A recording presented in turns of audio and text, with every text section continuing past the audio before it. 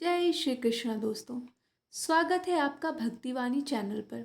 एक ऐसी जगह जहां भक्ति भाव, श्रद्धा और दिव्य ज्ञान की धारा बहती है। हमने शुरू की है एक पावन श्रृंखला भागवत पुराण की, जिसमें मैं आपको सुनाऊंगी इसके विभिन्न अध्याय, कथा और रहस्य सरल हिंदी में। हर अध्याय में छुपा है गहरा संदेश, जीवन को समझने और ईश्वर से जुड़ने का एक मधुर माध्यम। चलिए मिलकर इस दिव्य यात्रा पर चलें और श्री हरि की महिमा का गुणगान करें। हर दिन सुनिए एक नया अध्याय, एक नई सीख। अगर आपको यह प्रयास अच्छा लगे तो लाइक करें, शेयर करें और सब्सक्राइब करना ना भूलें, ताकि ये भक्ति की वाणी हर हृदय तक पहुंच सके। बेल आइकन को भी दबाएं ताकि कोई भी कथा आपसे छूट न जाए। आपका साथ ही मेरी प्रेरणा है। जय श्री कृष्ण। श्रीमद् भागवत महात्म्य, पहला अध्याय, देवर्षि नारद की भक्ति से भेंट। सच्चिदानंद स्वरूप भगवान श्री कृष्ण को हम नमस्कार करते हैं, जो जगत की उत्पत्ति, स्थिति और विनाश के हेतु तथा आध्यात्मिक, आदि दैविक और आदि भौतिक तीनों प्रकार के तापों का नाश करने वाले हैं। जिस समय श्री सुखदेव जी का यज्ञोपवीत संस्कार भी नहीं हुआ था तथा लौकिक वैदिक कर्मों के अनुष्ठान का अवसर भी नहीं आया था, तभी उन्हें अकेले ही संन्यास लेने के लिए घर से जाते देख उनके पिता व्यास जी विरह से कातर होकर पुकारने लगे, बेटा बेटा, तुम कहाँ जा रहे हो। उस समय वृक्षों ने तन्मय होने के कारण श्री सुखदेव जी की ओर से उत्तर दिया, ऐसे सर्वभूत हृदय स्वरूप श्री सुखदेव मुनि को मैं नमस्कार करता हूँ। एक बार भगवत कथामृत रसास्वादन करने में कुशल मुनिवर शौनक जी नैमिषारण्य क्षेत्र में विराजमान महामति सूत जी को नमस्कार करके उनसे पूछा। शौनक जी बोले, सूत जी, आपका ज्ञान अंधकार को नष्ट करने के लिए करोड़ों सूर्यों के समान है। आप हमारे कानों के लिए रसायन अमृत स्वरूप सार गर्भित कथा कहिए। भक्ति, ज्ञान और वैराग्य से प्राप्त होने वाले महान विवेक की वृद्धि किस प्रकार होती है तथा वैष्णव लोग किस तरह इस मोह माया से अपना पीछा छुड़ाते हैं। इस घोर कालिकाल में जीव प्रायः आसुरी स्वभाव के हो गए हैं। विविध क्लेशों से आक्रांत इन जीवों को शुद्ध बनाने का श्रेष्ठ उपाय क्या है। सूत जी, आप हमें कोई ऐसा शाश्वत साधन बताइए जो सबसे अधिक कल्याणकारी तथा पवित्र करने वालों में भी पवित्र हो तथा जो भगवान श्री कृष्ण की प्राप्ति करा दे। चिंतामणि केवल लौकिक दुख दे सकती है और कल्प वृक्ष अधिक से अधिक स्वर्गीय संपत्ति दे सकता है, परंतु गुरुदेव प्रसन्न होकर भगवान का योगी दुर्लभ नित्य वैकुंठ धाम दे देते हैं। सूत जी ने कहा, शौनक जी, तुम्हारे हृदय में भगवान का प्रेम है, इसलिए मैं विचार कर तुम्हें संपूर्ण सिद्धांतों का निष्कर्ष सुनाता हूँ, जो जन्म मृत्यु के भय का नाश कर देता है, जो भक्ति के प्रवाह को बढ़ाता है और भगवान श्री कृष्ण की प्रसन्नता का प्रधान कारण है। मैं तुम्हें वह साधन बतलाता हूँ, उसे सावधान होकर सुनो। श्री सुखदेव जी ने कलयुग में जीवों के काल रूपी सर्प के मुख का ग्रास होने के त्रास का आत्यांतिक नाश करने के लिए श्रीमद् भागवत शास्त्र का प्रवचन किया है। मन की शुद्धि के लिए इससे बढ़कर कोई साधन नहीं है। जब मनुष्य के जन्म जन्मांतर का पुण्य उदय होता है, तभी उसे इस भागवत शास्त्र की प्राप्ति होती है। जब सुखदेव जी राजा परीक्षित को यह कथा सुनाने के लिए सभा में विराजमान हुए, तब देवता लोग उनके पास अमृत का कलश लेकर आए। देवता अपना काम बनाने में बहुत कुशल होते हैं, अतः यहाँ भी सबने सुखदेव मुनि को नमस्कार करके कहा, आप यह अमृत लेकर बदले में हमें कथा अमृत का दान दीजिए। इस प्रकार परस्पर विनिमय हो जाने पर राजा परीक्षित अमृत का पान करें और हम सब श्रीमद् भागवत रूप अमृत का पान करेंगे। इस संसार में कहाँ कांच और कहाँ महामूल्य मणि तथा कहाँ सुधा और कहाँ कथा। श्री सुखदेव जी ने उस समय देवताओं की हंसी उड़ा दी, उन्हें भक्ति शून्य जानकर कथामृत का दान नहीं दिया। इस प्रकार यह श्रीमद् भागवत की कथा देवताओं को भी दुर्लभ है। पूर्व काल में श्रीमद् भागवत के श्रवण से ही राजा परीक्षित को मुक्ति देखकर ब्रह्मा जी को भी बड़ा आश्चर्य हुआ। उन्होंने सत्यलोक में तराजू बांधकर सब साधनों को तौला, अन्य सभी साधन तौल में हल्के पड़ गए। अपने महत्व के कारण भागवत ही सबसे भारी रहा। यह देखकर सभी ऋषियों को बड़ा विस्मय हुआ। उन्होंने कलयुग में इस भगवत रूप भागवत शास्त्र को ही पढ़ने सुनने तत्काल मोक्ष देने वाला निश्चय किया। सप्ताह विधि से श्रवण करने पर यह निश्चय भक्ति प्रदान करता है। पूर्व काल में इसे दयापरायण सनकादि ने देवर्षि नारद को सुनाया था। यद्यपि देवर्षि ने पहले ब्रह्मा जी के मुख से इसे श्रवण कर लिया था, तथा सप्ताह श्रवण की विधि तो उन्हें सनकादि ने ही बताई थी। शौनक जी ने सूत जी से कहा, अब मैं तुम्हें वह भक्तिपूर्वक कथानक सुनाता हूँ जो श्री सुखदेव जी ने मुझे अपना अनन्य शिष्य जानकर एकांत में सुनाया था। एक दिन विशालपुरी में वे चारों निर्मल ऋषि सत्संग के लिए आए। वहां उन्होंने नारद जी को देखा। ये चारों ऋषि जिन्हें सनकादि के नाम से जाना जाता है, जिनके नाम सनक, सनंदन, सनातन और सतकुमार है, जिन्हें मिलाकर सनकादि कहा जाता है। सनकादि ने पूछा, ब्राह्मण, आपका मुख उदास क्यों हो रहा है? आप चितांतुर कैसे हैं? इतनी जल्दी जल्दी आप कहाँ जा रहे हैं? और आपका आगमन कहाँ से हो रहा है? इस समय तो आप उस पुरुष के समान व्याकुल जान पड़ते हैं जिसका सारा धन लुट गया हो। आप जैसे आसक्ति रहित पुरुषों के लिए यह उचित नहीं है। इसका कारण बताइए। नारद जी ने उत्तर दिया, मैं सर्वोत्तम लोक समझकर पृथ्वी में आया था। यहाँ पुष्कर, प्रयाग, काशी, गोदावरी जिसे नासिक भी कहते हैं, हरिद्वार, कुरुक्षेत्र, श्रीरंग और सेतुबंध आदि कई तीर्थों में इधर उधर विचरता रहा, किंतु मुझे कहीं भी मन को संतोष देने वाली शांति नहीं मिली। इस समय अधर्म के सहायक कलयुग ने सारी पृथ्वी को पीड़ित कर रखा है। अब यहाँ सत्य, तप, शौच, बाहर भीतर की पवित्रता, दया, दान आदि कुछ भी नहीं है। बेचारे जीव केवल अपना पेट पालने में लगे हुए हैं। वे असत्यभाषी, आलसी, मंदबुद्धि, भाग्यहीन, उपद्रवग्रस्त हो गए हैं। जो साधु संत कहे जाते हैं वे पूरे पाखंडी हो गए हैं।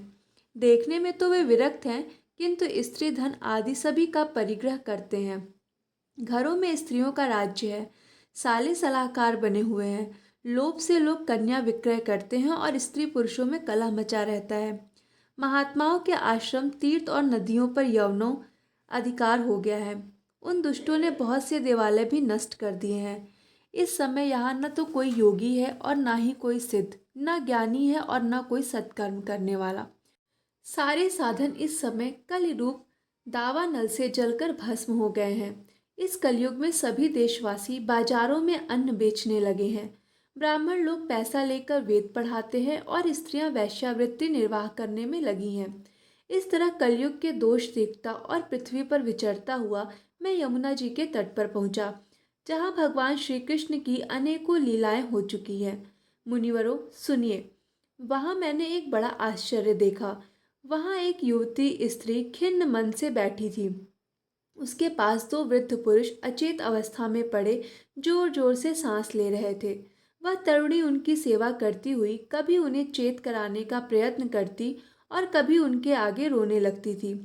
वह अपने शरीर के रक्षक परमात्मा को दसों दिशाओं में देख रही थी। उसके चारों ओर सैकड़ों स्त्रियां उसे पंखा झल रही थीं और बार बार समझाती जाती थीं। दूर से यह सब चरित देखकर मैं कौतूहलवश उनके पास चला गया। मुझे देखकर वह युवती खड़ी हो गई और बड़ी व्याकुल होकर कहने लगी। युवती ने कहा, अजी महात्मा जी, क्षण भर ठहर जाइए और मेरी चिंता को भी नष्ट कर दीजिए।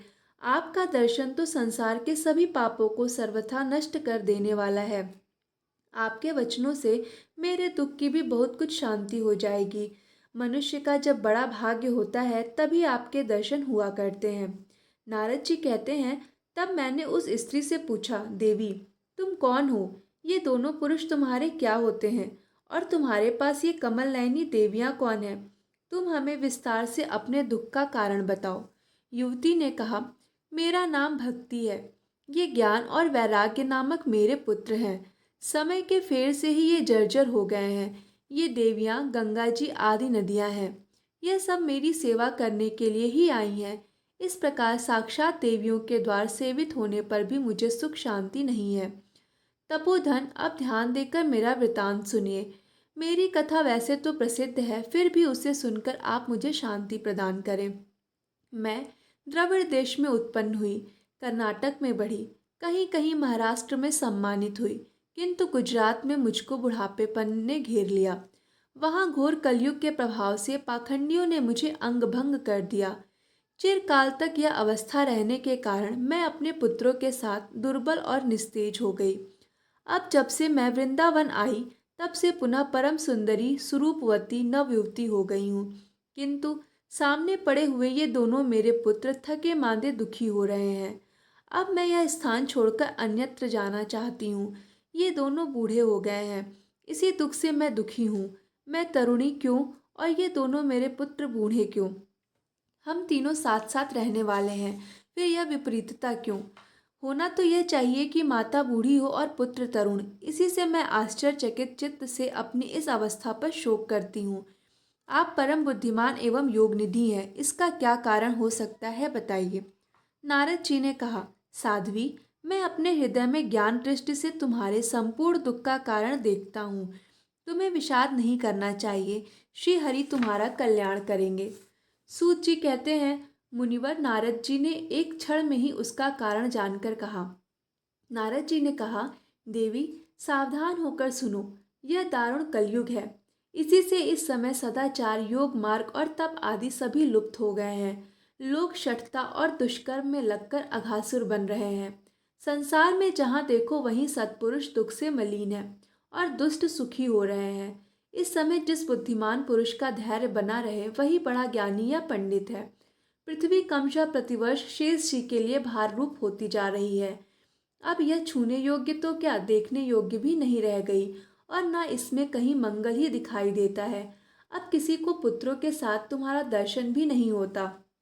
विषय अनुराग के कारण अंधे बने हुए जीवों से उपेक्षित होकर तुम जर्जर हो रही थी। वृंदावन के संयोग से तुम फिर नवीन तरुणी हो गई हो। अतः यह वृंदावन धाम धन्य है, जहाँ भक्ति सर्वत्र नृत्य कर रही है। परंतु तुम्हारे इन दोनों पुत्रों का यहाँ कोई ग्राहक नहीं है, इसलिए इनका बुढ़ापा नहीं छूट रहा है। यहाँ इनको कुछ आत्मसुख की प्राप्ति होने के कारण ये सोते से जान पड़ते हैं। भक्ति ने कहा, राजा परीक्षित ने इस पापी कलयुग को क्यों रहने दिया? इसके आते ही सब वस्तुओं का सार न जाने कहाँ चला गया। करुणा में श्री हरि से भी यह अधर्म कैसे देखा जाता है? मुने, मेरा यह संदेह दूर कीजिए। आपके वचनों से मुझे बड़ी शांति मिली है। नारद जी ने कहा, बोले, यदि तुमने पूछा है तो प्रेम से सुनो कल्याणी, मैं तुम्हें सब बताऊंगा और तुम्हारा दुख दूर हो जाएगा। जिस दिन भगवान श्री कृष्ण इस भूलोक को छोड़कर अपने परम धाम को पधारे, उसी दिन से यहाँ संपूर्ण साधनों में बाधा डालने वाला कलयुग आ गया। दिग्विजय समय राजा परीक्षित की दृष्टि पड़ने पर कलयुग दीन के समान उनकी शरण में आया।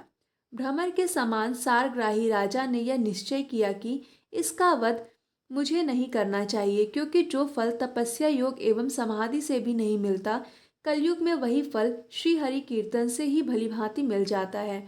इस प्रकार सारहीन होने पर भी उसे इस एक ही दृष्टि से सारयुक्त देखकर उन्होंने कलयुग में उत्पन्न होने वाले जीवों के सुख के लिए ही इसे रहने दिया था।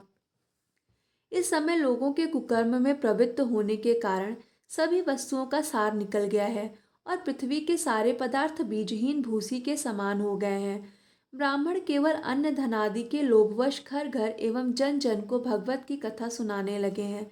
इसलिए कथा का सार चला गया। तीर्थों में नाना प्रकार के अत्यंत घोर कर्म करने वाले नास्तिक और नारकी पुरुष भी रहने लगे हैं। इसलिए तीर्थों का भी प्रभाव चला गया। जिनका चित्त निरंतर काम, क्रोध, महान लोभ और तृष्णा से तपता रहता है, वे भी तपस्या का ढोंग करने लगे हैं। इसलिए तप का भी सार निकल गया। मन पर काबू न होने के कारण तथा लोभ, दंभ और पाखंड का आश्रय लेने के कारण एवं शस्त्र का अभ्यास न करने से ध्यान योग का फल मिट गया। पंडितों की यह दशा है कि वे अपनी स्त्रियों के साथ भैंसों की तरह रमण करते हैं। उनमें संतान पैदा करने की ही कुशलता पाई जाती है। मुक्ति साधन में वे सर्वथा अकुशल हैं। संप्रदाय अनुसार प्राप्त हुई वैश्वता भी कहीं देखने में नहीं मिलती। इससे इस प्रकार जगह जगह सभी वस्तुओं का सार लुप्त हो गया है। यह तो इस युग का स्वभाव ही है, इसमें किसी का दोष नहीं है। इसी से पुंडरीकाक्ष भगवान बहुत समीप रहते हुए भी यह सब सह रहे हैं। सूत जी कहते हैं, शौनक जी, इस प्रकार देवर्षि नारद के वचन सुनकर भक्ति को बड़ा आश्चर्य हुआ।